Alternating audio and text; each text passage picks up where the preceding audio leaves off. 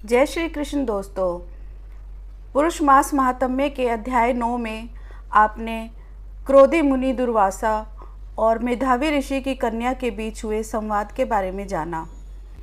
आशा करती हूँ कि आपने इससे पहले के सभी अध्याय ध्यानपूर्वक श्रवण किए होंगे। आप हमारे चैनल को सब्सक्राइब अवश्य करें और बेल का आइकन प्रेस करें। इससे आपको आने वाली वीडियो का नोटिफिकेशन मिलता रहेगा और आप क्रमबद्ध तरीके से कथा का रसपान करते रहेंगे। पुरुषोत्तम मास महात्म्य अध्याय 10 का श्रवण करेंगे। पुरुष मास महात्म्य अध्याय 10।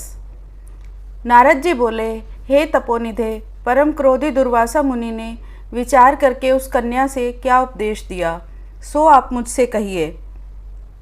सूत जी बोले, हे द्विजो, नारद का वचन सुनकर समस्त प्राणियों का हित कर दुर्वासा का गुह्य वचन बद्री नारायण बोले। श्री नारायण बोले, हे नारद, मेधावी ऋषि की कन्या के दुख को दूर करने के लिए दुर्वासा ऋषि ने जो कहा वह सुनो। दुर्वासा ऋषि बोले, हे सुंदरी, गुप्त से भी गुप्त उपाय मैं तुझसे कहता हूँ। यह विषय किसी से भी कहने योग्य नहीं है, तथापि तेरे लिए तो मैंने ये विचार ही लिया है। मैं विस्तार पूर्वक न कहकर तुझसे संक्षेप में कहता हूँ। हे सुभगे, इस मास से तीसरा मास जो आएगा वह पुरुषोत्तम मास है। इस मास में तीर्थ में स्नान कर मनुष्य भ्रूण हत्या से छूट जाता है। हे सुंदरी, कार्तिक आदि 12 मासों में इस पुरुषोत्तम मास के बराबर कोई मास नहीं है। जितने मास तथा पक्ष और पर्व हैं वे सब पुरुषोत्तम मास की 16वीं कला के बराबर भी नहीं हैं। वेदोक्त साधन और जो परमपद प्राप्ति के साधन हैं वे भी इस मास की 16वीं कला के बराबर नहीं हैं। 12,000 वर्ष गंगा स्नान करने से जो फल मिलता है और सिंहस्थ गुरु में गोदावरी पर एक बार स्नान करने से जो फल मिलता है, हे सुंदरी, वही फल पुरुषोत्तम मास में किसी भी तीर्थ पर एक बार स्नान करने मात्र से मिल जाता है। वे बोले, यह मास श्री कृष्ण का अत्यंत प्यारा है और नाम से ही यह भगवान का स्मारक है। इस मास में पुरुषोत्तम मास की सेवा पूजा करने से समस्त कामनाएं सिद्ध होती हैं। अतः इस पुरुषोत्तम मास का तू शीघ्र व्रत कर। पुरुषोत्तम मास पुरुषोत्तम भगवान की तरह प्रसन्नता पूर्वक मैंने भी इस मास की सेवा की है। एक समय क्रोध में मैंने अम्बरीश राजा को भस्म करने के लिए अर्थ कृत्या भेजी थी। सो हे बाले, तब हरि ने जलता हुआ सुदर्शन चक्र मुझको ही भस्म करने के लिए उसी समय मेरे पास भेजा। तब पुरुषोत्तम मास के प्रभाव से ही वह चक्र हट गया। हे सुंदरी, वह चक्र त्रैलोक्य को भस्म करने का सामर्थ्य रखने वाला जब मेरे पास आकर खाली चला गया तब मुझे बड़ा विस्मय हुआ। इसलिए हे सुभगे, तू पुरुषोत्तम मास का व्रत कर। इस प्रकार मुनि की कन्या को कहकर दुर्वासा ऋषि ने विराम लिया। श्री कृष्ण बोले, हे राजन, दुर्वासा का वचन सुन भावों की प्रबलता के कारण असूया से प्रेरित वह कन्या मूर्खतावश दुर्वासा से बोली। वह बोली, हे ब्राह्मण, हे मुने, आपने जो कहा वह मुझे रुचता नहीं है। माघ आदि मास कैसे कुछ भी फल देने वाले नहीं हैं।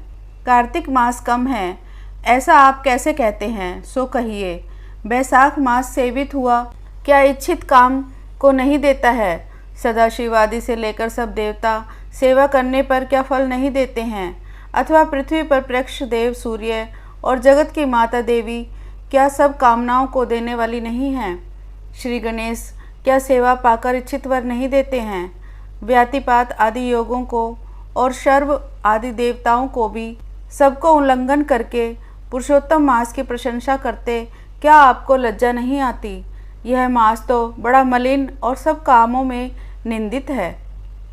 हे मुने, इस रवि की संक्रांति से रहित मास को आप श्रेष्ठ कैसे कह सकते हैं।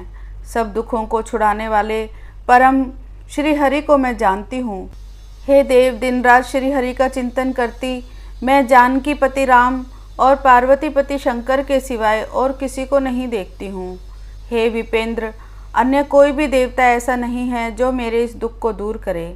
अतः हे मुने, इन सब फलदाताओं को छोड़कर कैसे इस मलमास की स्तुति आप कह रहे हो। इस प्रकार ब्राह्मण कन्या का कहा हुआ सुनकर दुर्वासा मुनि शरीर से एकदम जाज्वल्यमान हो गए और नेत्र क्रोध से लाल हो गए।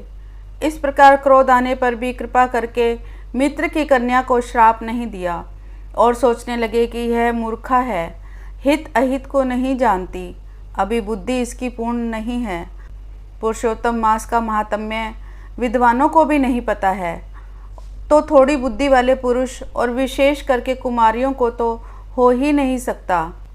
यह कुमारी कन्या माता पिता से रहित दुखाग्नि से जली हुई, अतः अति उग्र मेरे श्राप को कैसे सहन कर सकती है। इस प्रकार सोचकर कृपा से मन में उठे क्रोध को शांत किया और स्वस्थ होकर दुर्वासा मुनि उस अति विहल कन्या से बोले। दुर्वासा बोले, हे मित्र पुत्री, तेरे ऊपर मेरा कुछ भी क्रोध नहीं है। हे निर्भाग्य, जो तेरे मन में आए वैसा ही कर। वे बोले, और कुछ भविष्य कहता हूँ, सुन। पुरुषोत्तम मास का जो तूने अनादर किया है उसका फल तुझे अवश्य मिलेगा, इस जन्म में मिले या दूसरे जन्मों में मिले। अब मैं नर नारायण के आश्रम में जाऊंगा। तेरा पिता मेरा मित्र था, इसलिए मैंने शाप नहीं दिया।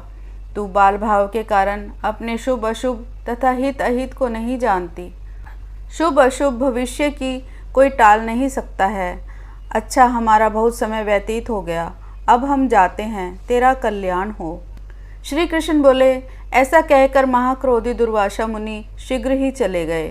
दुर्वासा ऋषि के जाते ही पुरुषोत्तम मास की उपेक्षा करने के कारण कन्या निष्प्रभा हो गई। तदंतर बहुत देर तक कन्या ने सोच विचार कर यह निश्चय किया कि देवताओं के भी देवता तत्काल फल देने वाले पार्वतीपति शिव की तप द्वारा आराधना करूंगी।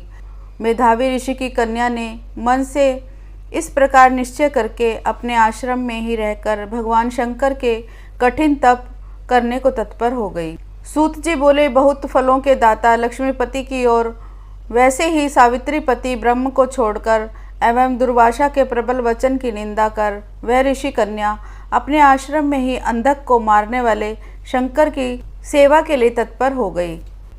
इस प्रकार पुरुषोत्तम मास महात्म्य में दुर्वासा ऋषि और मेधावी की पुत्री के बीच संवाद समाप्त हुआ। ओम कृष्णाय नमः।